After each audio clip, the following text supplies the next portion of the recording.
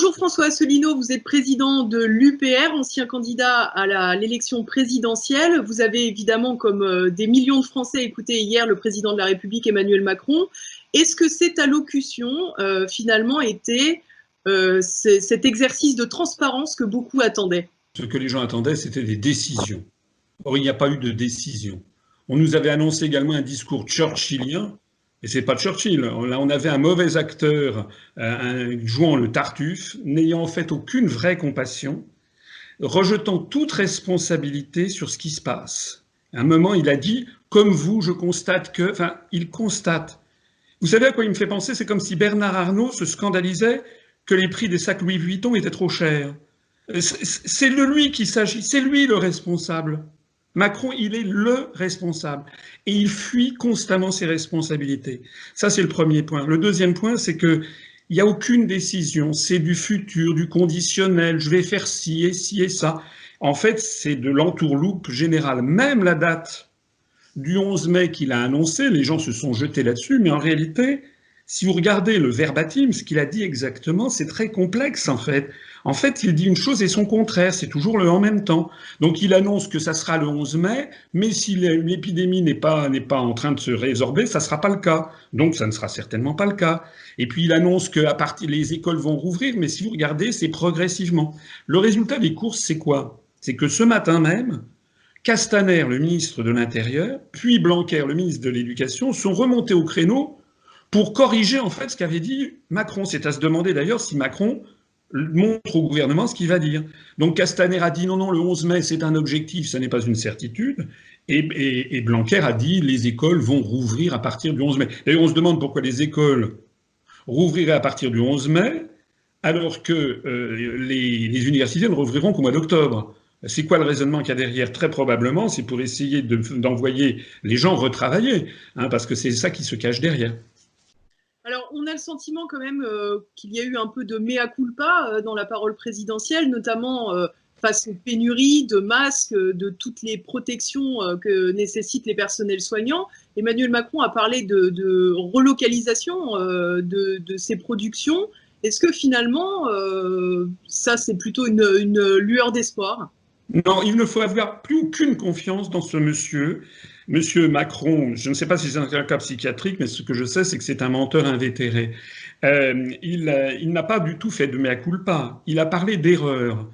Mais ce ne sont pas des erreurs. Quand on est président de la République, on ne commet pas une erreur. Ce sont des fautes pénales qu'il a commises. Lui et son gouvernement, il va falloir qu'il en rende compte devant l'opinion publique. D'ailleurs, vous avez vu que de plus en plus de ministres et même de préfets n'osent plus communiquer oralement, parce qu'ils ont peur de ce qu'on commence à appeler maintenant le Nuremberg du Covid-19, c'est-à-dire qu'il va y avoir des procès, et j'espère qu'il va y avoir des centaines de milliers de personnes qui vont porter plainte.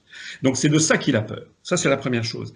Et puis la deuxième chose, c'est qu'il dit une chose, et son contraire. Il fait semblant qu'il a changé, que ci et que ça, que maintenant on va avoir un monde nouveau. Mais au même moment, vous avez Bruno Le Maire qui explique qu'il va falloir travailler plus, qui va supprimer les RTT, qu'on va s'attaquer au droit du travail. D'ailleurs, hier, Macron n'a rien dit sur la réforme des retraites. Ça veut dire qu'en réalité, rien ne change. Macron adapte son discours comme un caméléon au public qui attend quelque chose pour l'enfumer, mais en pratique, tout continue comme avant. Alors, à la fin de cette allocution, Emmanuel Macron a aussi redonné quelque part du lustre à ses envies d'Europe. Il a expliqué finalement que le gouvernement serait dédié et consacré à la France, mais que lui allait travailler avec les partenaires européens. Qu'est-ce que ça vous évoque ? Mais je pense que, enfin, encore une fois, c'est un individu dangereux. Il vit dans un monde irréel. Il a parlé de refondation de l'Europe, mais ça doit faire 10 fois qu'il parle de refondation de l'Europe. Et il en avait parlé, soyons très précis, au discours qu'il avait tenu à la Sorbonne en septembre 2017. Ça va faire 3 ans qu'il nous parle de refondation de l'Europe, et pendant ce temps-là, le monument Europe est en train de s'effondrer. Vous savez ce qu'il a fait là? Il a repris la métaphore de la guerre, qui est une métaphore scandaleuse d'ailleurs, parce qu'on n'envoie pas à la guerre des gens qui n'ont, des soldats qui n'ont rien pour se battre, parce que c'est bien de ça qu'il s'agit. Mais cette métaphore de la guerre, elle a été relevée très méchamment par le président Steinmeier, qui est le président de la République allemande, puisque vous savez qu'en Allemagne, la chancelière n'est jamais que l'équivalent d'Édouard Philippe, c'est la chef du gouvernement, mais il y a un président de la République, un chef d'État qui a essentiellement un pouvoir symbolique. Mais M. Steinmeier, alors que rien ne l'y obligeait, il a fait un discours très rare, comme le discours rare de la reine d'Angleterre. Et dans ce discours, il a dit non, le Covid-19, ça n'est pas du tout une guerre, c'est pas du tout ça. En fait, c'est un appel à un sursaut d'humanité entre les peuples. C'est-à-dire que le président de la République allemande, alors que rien ne l'y obligeait, eh bien, c'est payer la tête de Macron. Macron sort par les trous de nez non seulement des Français, mais de l'ensemble des dirigeants européens. Tout le monde, d'ailleurs, ce qu'il dit n'a absolument aucune importance. Et d'ailleurs, ça n'a pas grande importance non plus pour son gouvernement, puisque comme on l'a vu, vous avez vu que le président, que le ministre de l'Intérieur et le ministre de l'Éducation nationale ont pris le contre-pied. D'ailleurs, j'ajoute au passage qui sort ça, on se demande, il y a des membres du gouvernement qui sont des fantômes. À quoi sert Amélie de Montchalin, ministre des Affaires européennes? À quoi sert Monsieur Le Drian? Il est ministre des Affaires étrangères. On n'a plus de ministre des Affaires étrangères, on l'a oublié.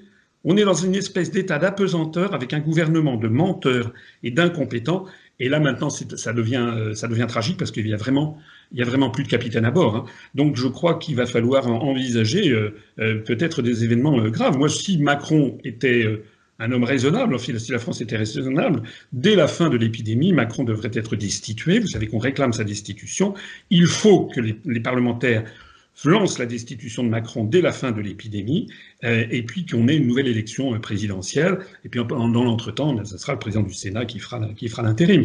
On ne peut plus continuer avec un pareil zouave à la tête du pays. Plus personne n'a confiance dans ce monsieur. Vous n'êtes pas trop favorable donc à la fameuse unité nationale dont tout le monde parle? Il n'y a pas d'unité nationale, si vous voulez, derrière le capitaine du Titanic. Hein, d'ailleurs, regardez, vous savez ce qui s'est passé, le capitaine du Titanic, il avait été le premier à prendre une chaloupe pour s'en aller. C'est exactement ce que fait Macron. Macron, il est apparu en discordance complète entre son discours, qui était un discours qui sonnait faux, c'était du toc, il faisait semblant d'être ému, etc. C'est une espèce d'homélie comme ça qui tombait à plat, mais en même temps, hein, il était là avec son costume bien taillé, son fond de teint. On avait l'impression qu'il revenait d'être d'un séjour balnéaire à Miami. Enfin, voilà, il y a quelque chose qui cloche. Il dit que les Français doivent respecter scrupuleusement le confinement. Lui, il va se balader à Saint-Ouen, il serre les mains, il va se balader à travers toute la France sans masque et sans gants. Donc, ce monsieur dit une chose et fait son contraire. On ne peut plus avoir la moindre confiance dans ce monsieur. D'ailleurs, je vois, vous avez vu, il y a même des députés d'En Marche, ou des anciens députés d'En Marche, il y a notamment une dame qui est infirmière, qui a fait un reportage dans l'Express qui est très intéressant, où elle n'a plus aucune confiance. On ne peut plus avoir confiance dans des gens qui n'ont aucune parole. La parole de Macron ne vaut rien. François Asselineau, vous pointez donc les nombreux dysfonctionnements selon vous de cette gestion de la crise par le gouvernement, mais vous y allez même encore plus fort, hein, puisque je vous cite sur votre compte Twitter, vous appelez à porter plainte contre Édouard Philippe et notamment Agnès Buzyn devant la Cour de justice de la République. L'État, selon vous, devrait être condamné. On rappelle quand même que la République En Marche n'est peut-être pas la seule responsable de toutes ces années d'une politique sanitaire défaillante quand même.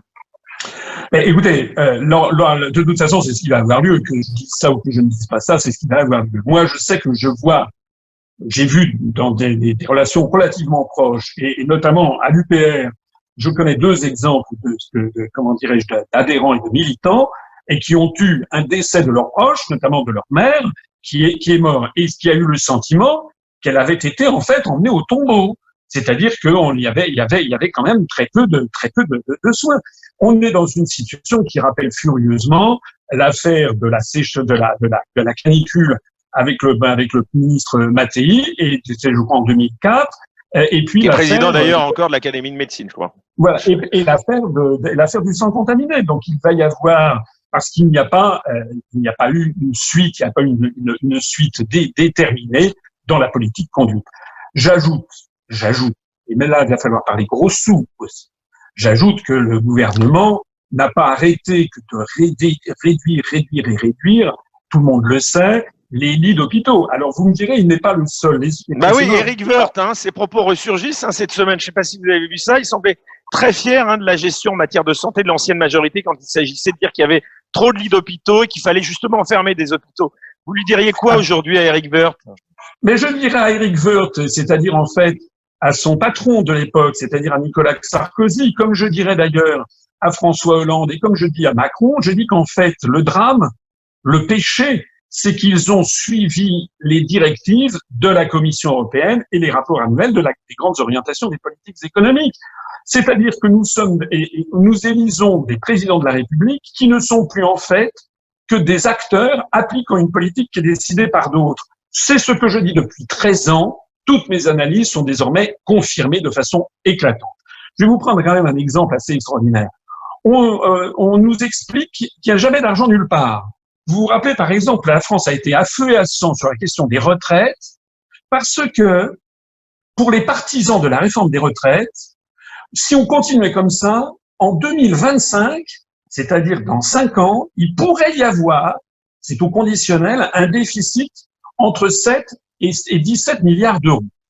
C'est du conditionnel et c'est dû par les partisans de la réforme des retraites, alors que les opposants disaient que c'était pas vrai. Et vous voyez quand même en tenant compte de ce que disent les partisans de la réforme des retraites. On assiste à quoi aujourd'hui? On assiste aujourd'hui au fait qu'il y a une telle gravité de la situation qu'on est obligé de mettre en chômage partiel des millions de Français. Ça coûte 1 milliard d'euros. Alors, on va y venir si vous voulez bien. On va en parler de l'économie. Mais c'est-à-dire que ouais. On a le sentiment qu'il n'y avait jamais d'argent avant et que maintenant, les milliards, les dizaines, les centaines de milliards d'euros pleuvent comme si on en avait un pléthore. Ça veut donc bien dire que tout ce qu'on a raconté aux Français sur comment dirais-je, on n'avait jamais d'argent pour construire des hôpitaux, il fallait tout fermer, etc. C'est une politique d'origine malthusienne imposée par l'ultralibéralisme des traités européens. C'est ça, et c'est ça qu'il va falloir combattre maintenant après l'épidémie. Alors on va